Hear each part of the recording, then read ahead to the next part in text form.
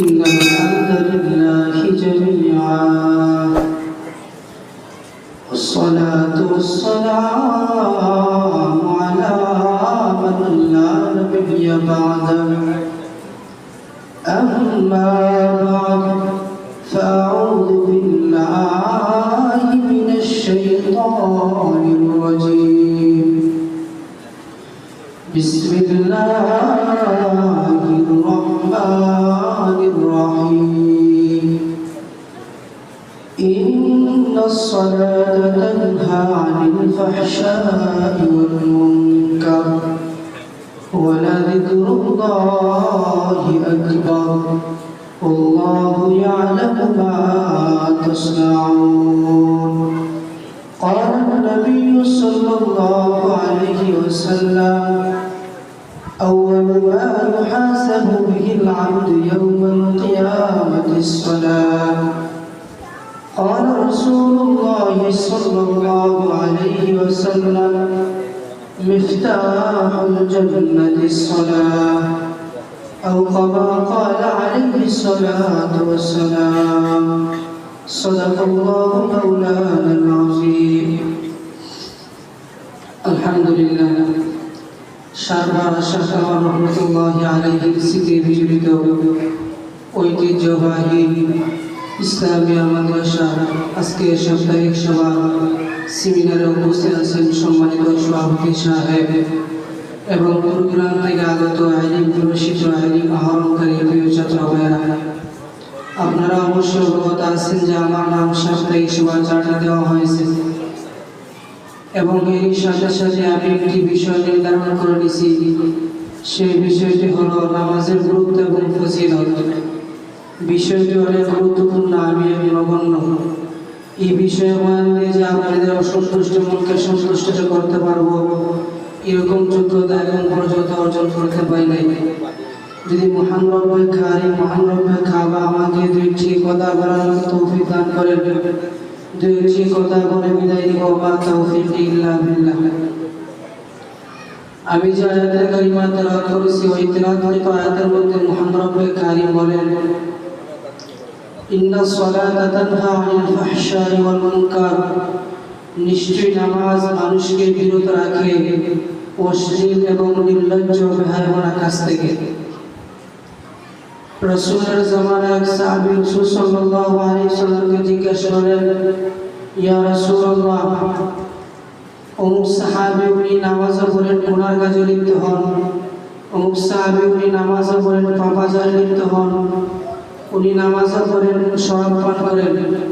রাসূল সাল্লাল্লাহু আলাইহি ওয়াসাল্লাম বলেন, অবশ্যই ওই সাহাবীর নামাজ যেভাবে পড়লে সে নামাজে তাকে অশ্লীল এবং নির্লজ্জ কাজ থেকে বিরত রাখে সেইভাবে তার নামাজ হয় না। এতে আমরা বুঝতে পারলাম যে নামাজের মাধ্যমে দুনিয়ার যত ফিতনা ফাসাদ, দুনিয়ার মধ্যে যত অশ্লীল নির্লজ্জ বেহায়াপনা কাজ আছে তা থেকে নামাজের মাধ্যমে বিরত থাকা যায়। কিন্তু সমাজের মধ্যে দেখা যায় কিছু লোক আছে যারা নামাজও পড়ে শরাব পান করে, যারা নামাজও পড়ে ইয়াবার মধ্যে লিপ্ত হয়, যারা নামাজও পড়ে গুনার মধ্যে লিপ্ত হয়, যারা নামাজও পড়ে মুনাফিকের মধ্যে লিপ্ত হয়, যারা নামাজও পড়ে অন্যের গীবতের মধ্যে লিপ্ত হয়। রাসূল সাল্লাল্লাহু আলাইহি ওয়াসাল্লামের সাহাবী হযরত আবু হুরায়রা রাদিয়াল্লাহু তাআলা আনহু বর্ণিত, একবার রাসূল আকরাম সাল্লাল্লাহু আলাইহি ওয়াসাল্লাম শীতের মৌসুমে মসজিদের বাইরে তাশরীফ আনলেন। এমন সময় রাসূল সাল্লাল্লাহু আলাইহি ওয়াসাল্লাম একটি গাছের ঢাল ধরে নাড়া দিলেন এবং এই গাছ থেকে বেশি করে পাতা ঝরতেছিল। সাধারণত শীতের মৌসুমে অনেক গাছের মধ্যে কিছু পাতাই থাকে না, ওই সময় আবার নতুন পাতা উৎপন্ন হয়। ওই সময় রাসূলের সাহাবী আবু হুরায়রা রাদিয়াল্লাহু তাআলা জিজ্ঞাসা করলেন, ইয়া রাসূলুল্লাহ, এমনটা করার কারণ কি? আল্লাহর রাসূল সাল্লাল্লাহু আলাইহি ওয়াসাল্লাম আবু হুরায়রা রাদিয়াল্লাহু তাআলা কে বললেন, আবু হুরায়রা,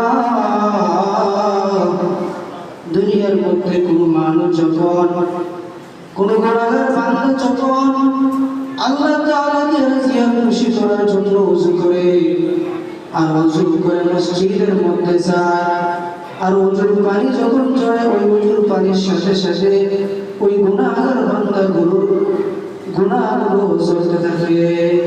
সুবহানাল্লাহ। আমরা তো বুঝতে পারলাম যে ওযু করলে ওযুর পানির সাথে সগীরা গুনাহগুলো ঝরতে থাকে। আমাদের ইমামে আযম আবু হানিফা রাহমাতুল্লাহি আলাইহি উনি দেখলেন এক যুবক ওযু করতেছে, আর ওই ওযু করতেছে দেখে উনি কাঁদতেছে। তখন ওই যুবক মনের মধ্যে চিন্তা, হঠাৎ উনি কেন কাঁদতেছে? আল্লাহর ওলি ইমামে আযম আবু হানিফা রাহমাতুল্লাহি আলাইহি যখন যুবককে বললেন,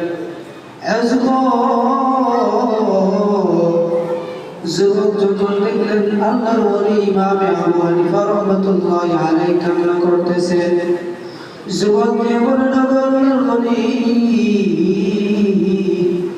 আপনি কেন কান্না করতেছেন? কান্নার কারণটা কি? এমনি আল্লাহর ওলি বলেন, যুবক আমার কান্নার কারণ তুমি জানো, তাহলে তুমি আরো বেকুল হয়ে যাইবা।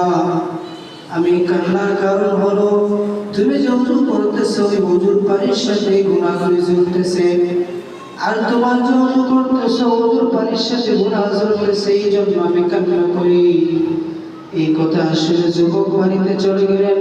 রাত্রের বেলা যখন নির্জনে ঘুমের মধ্যে শহীদ হলেন, বালিশের মধ্যে যখন মাথা লাগাইলেন, যুবক চিন্তার মধ্যে বিমূঢ় হয়ে চিন্তা করতেছে, আরে আমি যে গুনাহ করলাম আমার আব্বা জানে না, আম্মা জানে না, আমি যে গুনাহ করলাম বান্ধব জানে না, আমি যে গুনাহ করলাম আমার কোনো আপন মানুষ জানে না। যদি জানতো আমাকে মানুষ বললো গুনাহগার, পাপাচারী বললো, হিংসা করলো, কিন্তু মালিক আমার এমন মালিক, আমি এত গুনাহ করার পরও কিন্তু আমার আল্লাহ আমাকে রিজিক থেকে বঞ্চিত করে না। হাদিসের মধ্যে রাসূল সাল্লাল্লাহু আলাইহি ওয়াসাল্লাম বলেন, আউয়ালু মা ইউহাসাবু বিহিল আবদু ইয়াওমাল কিয়ামাতিস সালাত। কিয়ামতের দিন সর্বপ্রথম বান্দার নামাজের হিসাব হইবে। আমরা জানি ঈমান আনার পর সবচেয়ে বড় উত্তম ইবাদত হলো নামাজ, আর এই নামাজের মাধ্যমে মানুষ আল্লাহ তাআলার সন্তুষ্টি, আল্লাহ তাআলার নৈকট্য বান্দা হতে পারে। যত বড় বড় ওলি কামেল হয়েছে দেখা যায় ওনাদের পিছনে নামাজ, তাহাজ্জুদের নামাজ থাকার কারণে, নফলের প্রতি পাবন্দ হওয়ার কারণে আল্লাহ তাআলা আমাদেরকে বড় বড় দরজার মধ্যে করেছে। হাদিসের মধ্যে অন্য হাদিসে রাসূল সাল্লাল্লাহু আলাইহি ওয়াসাল্লাম বলেন, মিফতাহুল জান্নাতিস সালাহ, নামাজ হচ্ছে বেহেশতের চাবি। সাধারণত দুনিয়ার মধ্যে যখন কোনো মানুষের হাতে কোনো চাবি থাকে, একটা বিল্ডিং এর মালিক থাকে, ওনার হাতে যখন চাবি থাকে উনি ইচ্ছা করলে যে কোনো সময় ওই বিল্ডিং এর মধ্যে ঢুকতে পারে। আর যদি ওনার হাতে চাবি না থাকে উনি ইচ্ছা করলেও ওই বিল্ডিং এ ঢুকতে পারবে না। সুতরাং কোনো বান্দা যখন ঠিক মতো নামাজ আদায় করবে, ওনার চাবি যখন হাতে এসে যাইবে, যে সময় যাবে ওই সময় ওই ব্যক্তি জান্নাতের মধ্যে ঢুকতে পারবে।